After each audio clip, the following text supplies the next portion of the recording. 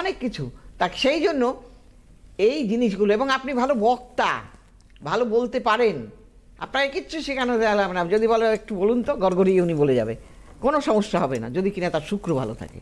কাজেই শুক্রটাকে ভালো থাকা, দেখবেন অনেকে স্টেজে গিয়ে না অনেক নাচ জানে, আর পারলো না, অথচ তার মনটা কত খারাপ হয়ে গেল যে সে বাস্তবে প্রয়োগ করতে পারলো না। সব জেনেও সে বাস্তবে প্রয়োগ করতে পারবে না। সে জানে অনেক, তার জ্ঞানের গভীরতা অনেক, কিন্তু পরীক্ষার খাতায় গিয়ে বাস্তবে লিখতে পারলো না। এটাও কিন্তু শুক্রের আন্ডারে। কাজেই শুক্র অনেক কিছু, অযাচিতভাবে আপনার ঘরে অর্থ এসে যাবে যদি শুক্র ভালো থাকে। কিভাবে আসবে?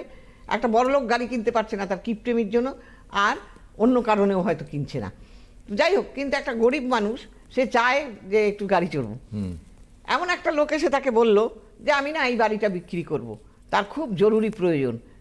উনি পট করে কিনে ফেললো, হয়ে গেল তার বাড়ি, হয়ে গেল তার গাড়ি।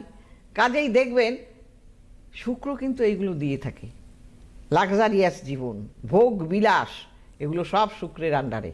আর শুক্র খারাপ থাকলে আপনার কিছুতেই হবে না। সেই জন্য রবি শুক্র এক জায়গায় থাকলে বলা হয় দারিদ্র যোগ।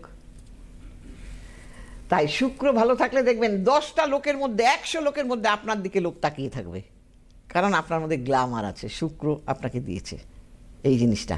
কাজেই শুক্রকে ভালো থাকতে হবে সবসময়। একটা